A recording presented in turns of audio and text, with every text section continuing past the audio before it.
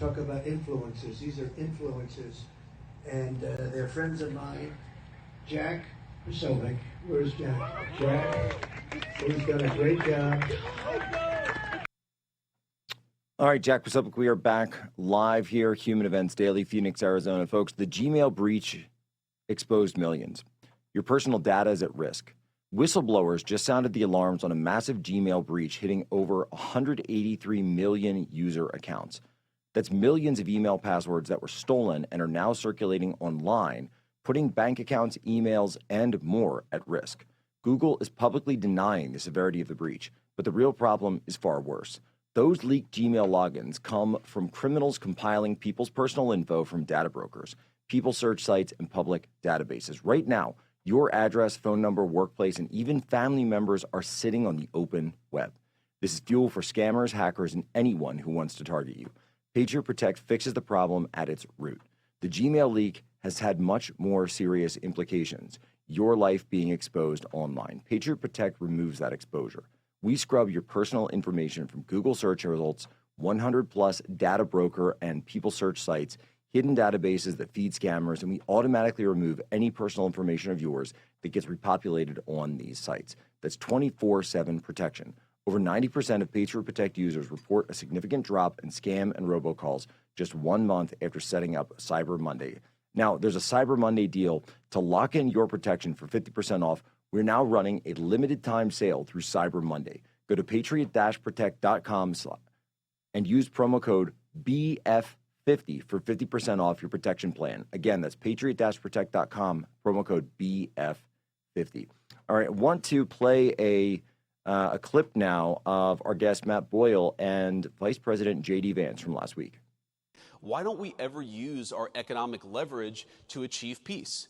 Because when countries aren't fighting each other, when they're actually using their economic talents to manufacture good things rather than weapons to kill each other, then that actually creates incredible economic opportunities for Americans. And that's what the president, that's why he's so focused on peace.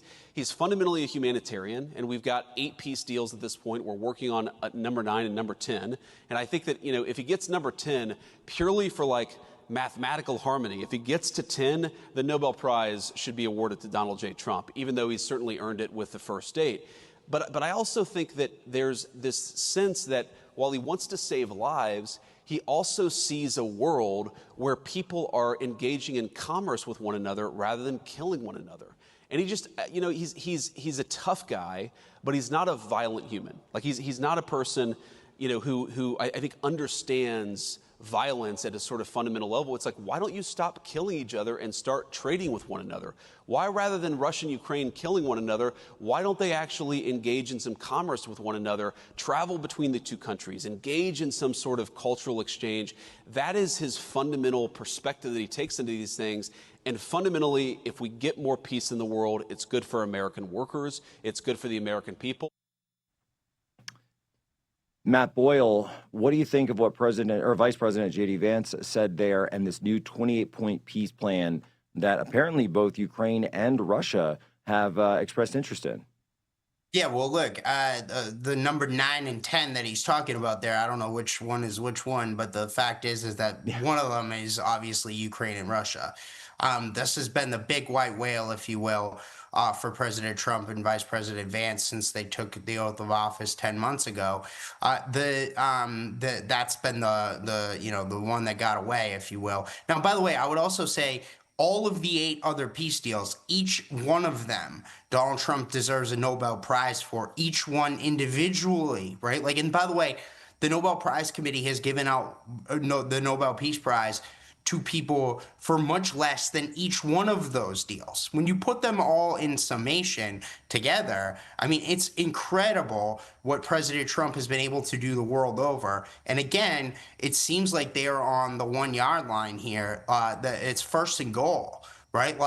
With ending the Ukraine war here, and the talks in Geneva this weekend, the White House readout of those, where Secretary Rubio was there, apparently seemed very promising. Meeting with the Ukrainian delegation, we haven't really heard much from the Russians, though apparently they do like the 28-point plan, and there's some changes that the Ukrainians apparently push for. The U.S. is okay with those. We'll see what the Russians say. But if they're able to get this thing done, I mean, look how much money we've flushed down the Zelensky drain hole, right? Like over the course of the last 5 years, right? Like hundreds of billions of American tax dollars. That money could be going to make, everybody talks about affordability, right? Like you see Mamdani in the Oval Office, you see the campaigns from the Democrats and so on and so forth talking about prices and things. You want to know what the biggest thing to fix affordability would be?